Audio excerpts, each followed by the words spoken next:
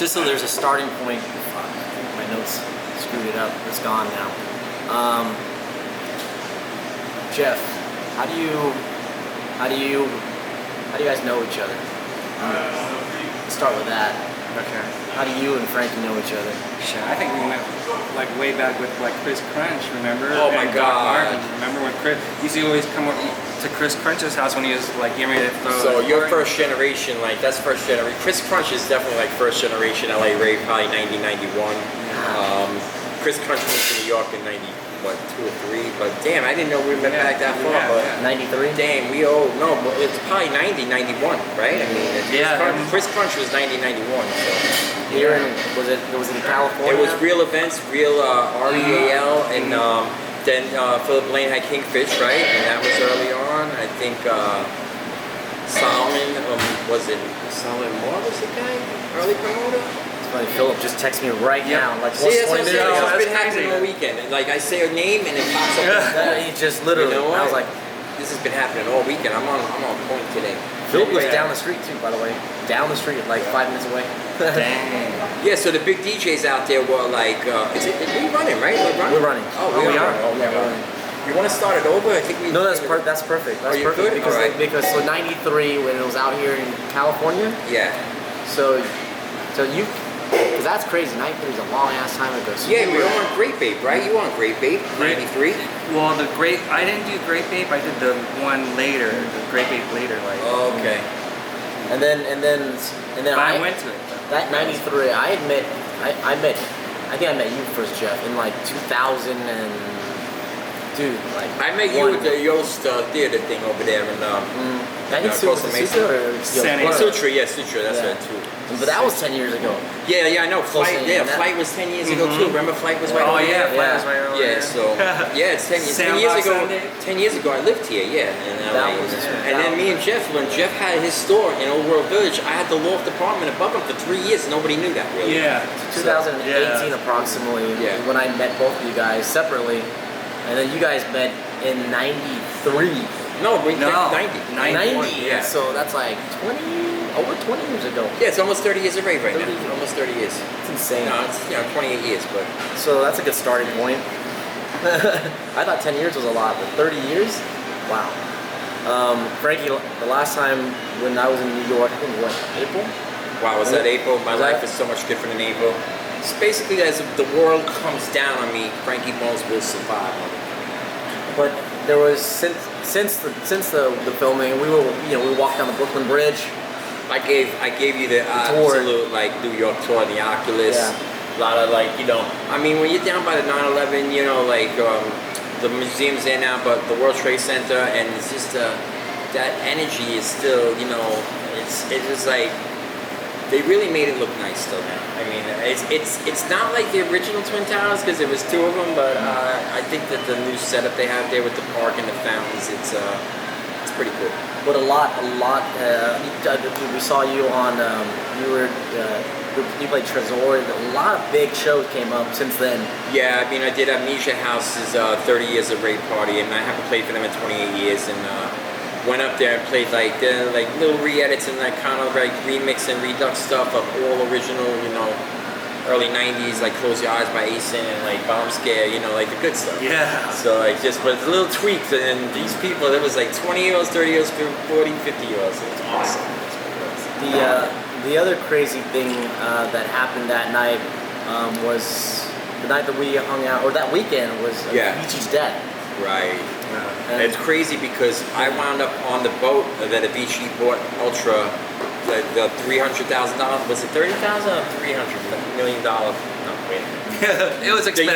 The yacht that Avicii's parents bought. I think it was $300 million yacht that they parked on the, or $30 million. Let me get it right. $30 million. No. And we eat lunch on there with Russell that owns Ultra, and it was like, Carl, when Carl Cox books you for a party, you become royalty right there for that moment, And yeah, it was Ultra was a nice time. Even though I'm not like a big Ultra fan, but the Carl Cox's stage with 8,000 people. Yeah, the rest.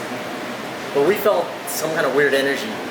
That was just weird energy in that period, and all of a sudden, boom, Avicii passed away, and like Yeah. I felt like the whole I mean, I scene remember where I was when Avicii felt passed bad, away. right? Yeah. I tell you what it was with Avicii, and especially like Jeff will agree with me because Avicii first came to Orange County to play Sutra in like 2009, right? I think it was 2009. And he burned through his career in 9 years. And I would say it's got to be $1 billion career because some of those tracks were so mega huge. But it was, yeah, a 9-year, you know, just going hard and just come out like, you know, not there. Like, and I look at how far I've gone in this scene and it's like 3 or 4 times longer. I'm like, damn, it's still going. Well, that's what tripped us out because we were talking about. Well, I mean, in my current state, we may have like, you know, but Well, it's come back. I think didn't we? I think was when we filmed it. It was before Avicii passed away. Yeah, maybe it was. It was. I'm pretty sure. I remember where I was. I was in New Jersey walking around somewhere in Elizabeth, New Jersey, and I heard on the radio Avicii died, and I was like, well, that's weird. That was pretty weird because he was retired already. He had some kind of like, he had some issues with his internal organs and something from shrinking a lot, so. I had read the final word was he committed suicide. Yeah, he did. That's what it was. Himself. That was what it was. But he still, it might have been because he was in pain because he had a lot of internal like, well, except there's one video where he's in a limo totally. You can tell he all messed up, and the manager's hammering him like, "Yo, you just got him out of the hospital. Let him rest a little bit." The guy's like, you know, it's like, oh my god, just working him like a machine. But that situation was kind of like almost like the like it was kind of like the tipping point. We were already at a tipping point, and all of a sudden, you know, the most current, youngest, hottest artist that was trending, and it affected the generations. It affected like every. It was like I mean, I definitely, wide, genre-wide, age-wide. I felt that for some reason. You know, Avicii was kind of like a important dude. You know what I mean? He had like a he definitely was. Like I said, the biggest career in the shortest amount of time, and you know, Madonna coming out. Anybody got Molly for him to open up? That was like the why they had the $30 million boat at Avicii had side of. Say that again, at Ultra. What's any thoughts on that, Jeff? Because that, you know, we discussed that too. I remember, and I don't know. You know, I know there are like other things that have come up for you personally that's affected you, and I honestly, like for me, like I always that really impacted me. That really affected me. Also, Anthony Bourdain's death, and I'm like, dude, how can the most youngest, you know, bright guy with the brightest future, and then a guy that like Bourdain, which is on the opposite end, one of the oldest kind of trending guy. How could they kill themselves? And this is more, you know. Say that too, like Stevie Ryan, Eric Ryan's, Stevie Ryan actually did the same thing in July of 2017, on July 1st, and I don't understand how people could do that, man. It's like, you know, committing suicide is like, to me, I'm not even religious, but I think if you take your life and God doesn't take it for you, you either get stuck in a void or you come back down and have to go over. I don't, you know, I'm not even religious, but I couldn't do it, you know what I mean? And I know I'm going through, I'm being tested right now like never before, but I wouldn't go after myself. I'd hang with myself, but I wouldn't. But it's hard. It's hard. Like, the artist life is fucking hard. And I mean, like, you know, it's funny because I always think, only other artists would feel for each other. Right. But when you see somebody actually kill themselves, because see, Anthony Bourdain wasn't like a producer or DJ. I think something but with Bourdain, like, I think there's some kind of special ops thing that killed him is what I think. You're right. You know what? Let's leave that one alone. Actually. Yeah, no, I know. But I get your point.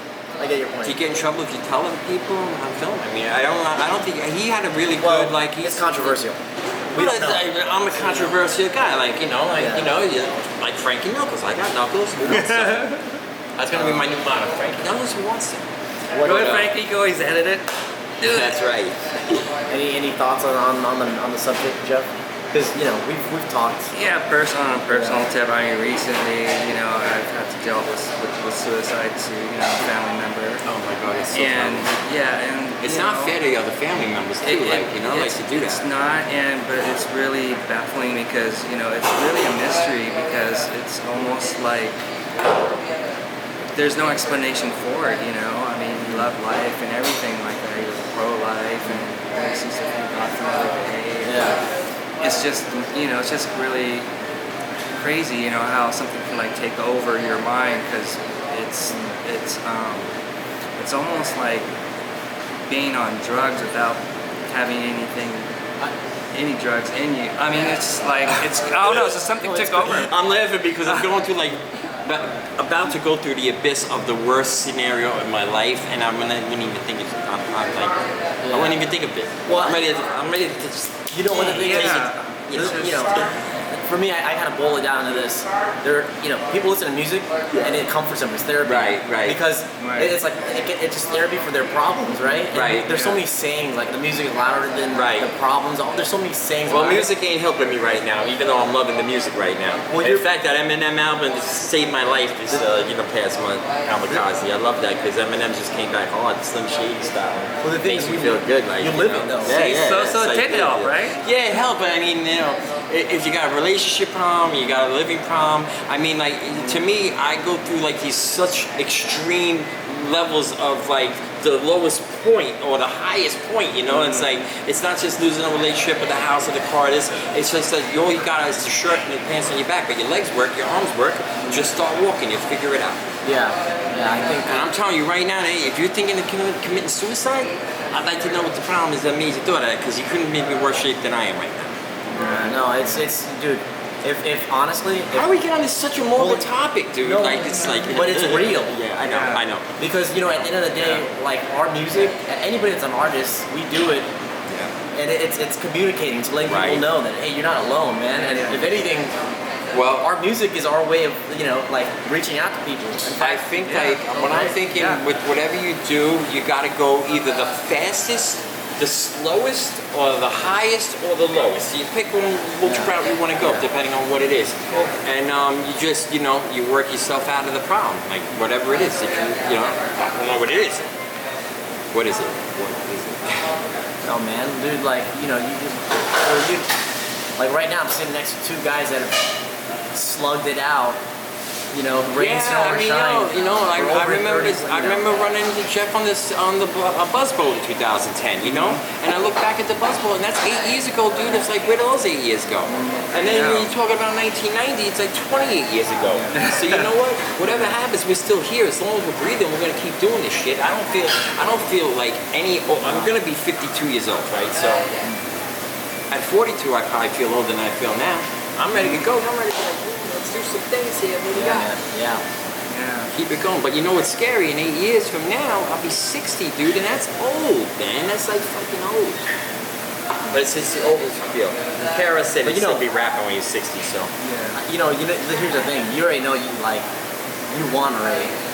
Well, no, I didn't, because I mean, look, the love of my life, she's, decided she wanted to take a, break and walk away, and it's like a part of my soul is with her, but at the same time, it's like, you can snap your finger and things can change in the snap of the finger, you know what I mean? Like and I hope for the best. It's like, it's always like, if you think positive things will happen. There if you think negative. Because I had a negative point today, you had to slap me out of it. And I was like, okay, I'm back. Until you notice something that's really going to do something problematic or bad, you shouldn't have to think about it like it's gonna happen. Just don't think about it, So they call it the monkey mind, like the inside your head, little chatty thing. There you go. You watched my video. I did watch a video. Did you watch my video? 3, 1, to the 2, 2 to the 3 to the 4. That's fabulous track. The only fabulous track I like my friends. I want to kind of the reason why I said you won, just to further emphasize it, is because there's so few DJs and artists that can, I know at 46 years old, when I first started, dating my girl, that I was at the highest point of my life that I never thought I'd see. And when you're 30 years old, you think you've seen it all, but you're 46. And now, 6 years later, 52, on my birthday, all I'm gonna have is a shirt and the pants and lots of money. I don't know what I'm doing, but I don't have any alimony, I ain't got any kids, I ain't got no bills to worry about. I am good. Just live off the land. And I'll figure it out. And records still sell really good, man. Records are selling like crazy. Anything I put up sells, so. Yeah, so that banging music, tell us a little bit more about that. Well, banging music was my, how do you want to call her? Just call her my other half. decided we were going to start this label, and then we started pressing colored vinyl, and the colored vinyl came out really, really nice. Like, they were really nice. Like Carl was on stage, Carl Cox was on stage at Movement, and we're waving the records like this, and he saw us, and he came up, and that's how I got my deal for Color Techno. The best thing to do to get is just go to big festivals. You run into everybody there at some point. So, but we put out 3 releases. The 4th one I have is called I Feel a Storm. I don't know if I'm holding it back. I love that record. Yeah, I mean, but you know, I mean, listen, like it was crazy. Like that's you, right? Yeah. I knew it. You're the best storyteller. Let me tell you. Last night I had a vision. Yes. I saw fire in the sky. I don't think it's Yeah, back then we used to do a lot of. Oh, it's done? No. Oh, I said back then we used to do a lot of different types of things in the studios, like.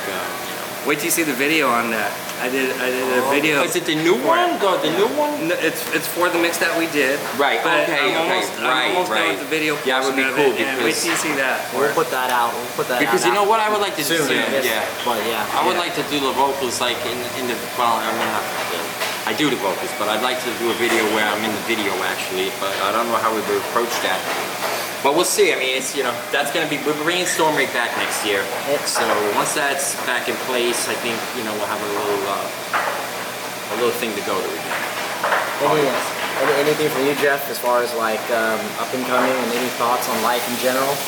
Life in general, that's just basically all it is for me. Right now I'm just. I have just so many things going on, so many different types of projects that really don't have to do with going out and DJing, but I have some pretty big projects lined up, and you'll hear more about that a little bit later. I mean, you already know what it is, but no, it's exciting stuff. Yeah, so I'm just really kind of concentrating on that and what we're doing, the passion portion of like doing more mix shows and just getting more music out there, working with more people like Frankie. Yeah, I mean, I don't feel like what I'm about to go through is just going to be a major transformation where I go straight back to the core and then come back out and just do whatever I do. I mean, every time something happens in life that brings you down, really the only way back is to go up. So There you go. Yeah, there we go. Just stay positive and hold on to that next day because it'll get better. And don't you trust kids.